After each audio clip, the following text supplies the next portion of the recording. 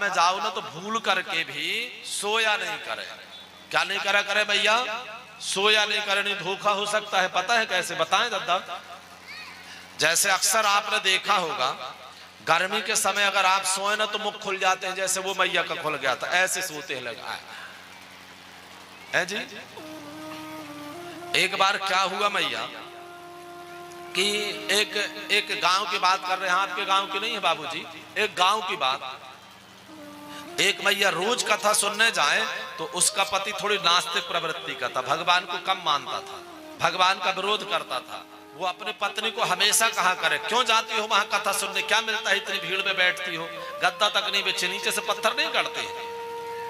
पत्नी कहे कथा कितनी मीठी रहती है, कभी तुम भी सुन के देखना।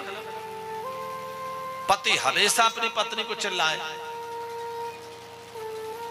और पत्नी अपने पति से कहे कि तुम ये दुष्टों के साथ रह रह करके जो भगवान के विरोध करने की आदत करने लगे हो ना, हम भगवान से प्रार्थना करते हैं नहीं तो अपने घर में भी दरिद्र आ जाए, और जब अपन जाएंगे ना यहाँ से मर के तो किरवा पड़ेंगे शरीर में। तो जब पत्नी रोज कहती कि मर करके नरक में जाएंगे, कीड़े पड़ेंगे, तो एक दिन पति को लगा कि चलो कहती है कि कथा मीठी है, हम भी सुनने चलते हैं।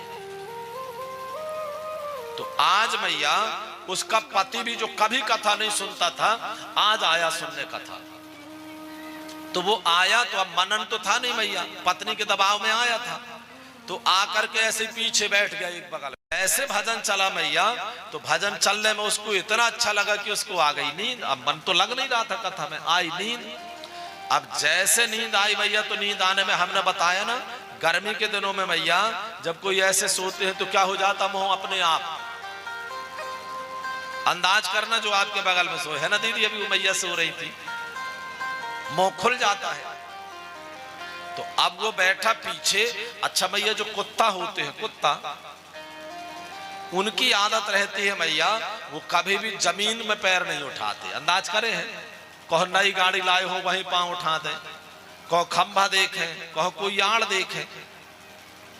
अब मैया वो कुत्ता आया और खंभा में वो बैठा टिका सो रहा था, और वो उसने आदमी नहीं देखा, वो क्या जाने, पशु तो पशु मैया आया, उसने तो खंभा देखा, जैसे वो कुत्ता नहीं घूम रहा है वो घूम रहा है, वो भी ताकई में आया कि कोई खंभा मिल जाए। अब वो आया और उसने उठाया दद्दा के ऊपर पांव और चला गया। तो जैसे दद्दा के मुंह में धार लगी बाबूजी, तो दद्दा कहे कि नहीं यार, हमारी वो पत्नी कहती कि कथा मीठी है तो सखारी है। आज पत्नी से आकर के कहने लग गया, क्यों? अच्छा देहात की भाषा में अपने यही कथा, बगल के गांव का कहे नरी तो रोज कथा सुने जाते, यह सुनते कथा। कहे क्या हो गया? कहते कहते कि कथा मीठी है, कथा तो बिल्कुल सखारी धरी है। अब पत्नी खूब समझाए, नहीं कथा तो मीठी रहती है। कहे आप कल फिर जाना, कोई ऐसा प्रसंग आ गया होगा, कल फिर जाना, कथा तो मीठी है। वो फिर आया, फिर वहीं बैठा, और संयोग से वो बैठा। अच्छा कुत्तों की भी आदत होती है बाबूजी, जहां लहट न जाए टांग उठाने में, वो फिर वहीं बैठा, और जैसे उसको नींद आई, मुंह खोला, कुत्ता ने टांग उठाई, कहे कथा तो बिल्कुल सखारी है, मान नहीं सकता। अब घर गया और जाकर के पत्नी से करने लगा तू मैं। पत्नी भी बड़े आश्चर्य में कि कथा सखारी कैसे लग रही है।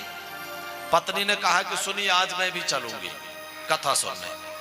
दोनों गए पति पत्नी। तो पति तो गया तो वही पीछे बैठ गया खंभा में टिक के, और पत्नी ऐसे माताओं के साथ आकर के बैठ गई। अब पत्नी कथा ना सुने, पत्नी पूरे टाइम अपने पति को देख रही थी कि देखे कि आखिर क्या है। देखा कि पति कथा सुन रही, तो सो गए खंभा में टिक के। अच्छा सोते सोते पत्नी ने देखा कि एक कुत्ता आया और पत्नी को उठते दौड़ते दौड़ते कुत्ता ने टांग उठाई दिया। लहटा लहटाया तो था बाबूजी वो। अब जैसे टांग उठाए तो पत्नी अरे फिर कथा सखारी है। जब तक पत्नी आई, पत्नी से कहने लगा, देखो हम कह रहे थे ना कथा सखारी है। पत्नी ने कहा ज्यादा हल्ला न करा, जल्दी कुल्ला कर लिया। ऐसे कथा सुनेंगे अगर तो मैया सखारी लगना है कथा। समझ रहे हैं ना बात? इसलिए कथा में कहीं पर भी बैठे सत्संग में तो सोए नहीं, सावधानी से बैठे, सावधानी से कथा सुने।